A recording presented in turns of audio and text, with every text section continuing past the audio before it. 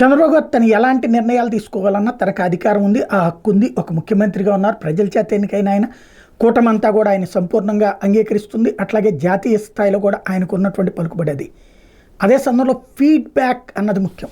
ప్రస్తుతం జగన్ ఫెయిల్ అయ్యింది, చంద్రబాబు గతంలో చేసి ఆగిపోతున్నది అదే.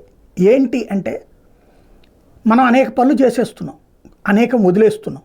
ఫర్ ఎగ్జాంపుల్ వాలంటీర్లను ఎత్తేయడము, సచివాలయాలు నిర్వీర్యం చేయడము, అదే సందర్భంలో పెన్షన్లకు సంబంధించి కోత విధించడము, పీపీపీ పద్ధతిన రోడ్లు చేద్దాం, పీపీపీ పద్ధతిన హాస్పిటల్ చేద్దాం, ఇట్లాంటి నిర్ణయాలు ఏవైతే ఉన్నాయో కనీసం తెలుగుదేశం మేధావులు కాకుండా న్యూట్రల్ మేధావులు, అదే సందర్భంలో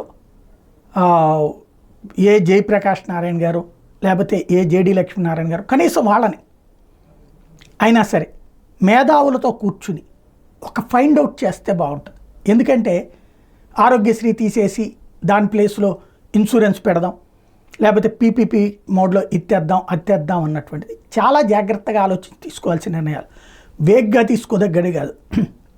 ఎందుకంటే ఇవన్నీ చెప్పి మనం అధికారంలోకి రాలా, అధికారంలోకి వచ్చాక మారుస్తున్నాం. ఈ మార్పు అన్నటువంటిది ప్రజల జీవితాలతో ముడిపడి ఉన్నటువంటి అంశాలు.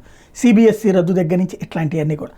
కాబట్టి ఒక్కసారి ఆలోచించి ఫీడ్బ్యాక్ తీసుకుని నిర్ణయం తీసుకుంటే బాగుంటుంది ప్రజలందరూ ఎదురుగుండా. అలా కాకుండా లేదా ఐవీఆర్ఎస్ కాల్సే ఉన్నాయిగా, అయ్యే పెట్టైన ఫీడ్బ్యాక్ తీసుకుని రాష్ట్ర వ్యాప్తంగా 1 కోటి మందికి ఐవీఆర్ఎస్ కాల్ పెట్టండి.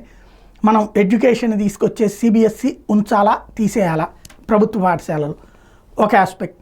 అట్లాగే పీపీపీ పద్ధతిన రోడ్లు వేయాలా అక్కర్లేదా, అదే సందర్భంలో పీపీపీ పద్ధతిన ప్రభుత్వ ఆసుపత్రులు నడపాలా, ఇట్లాంటి ఫీడ్బ్యాక్ తీసుకుంటే అలాగే ఇంటలెక్చువల్స్ ఒపీనియన్ తీసుకుంటే బాగుంటుంది.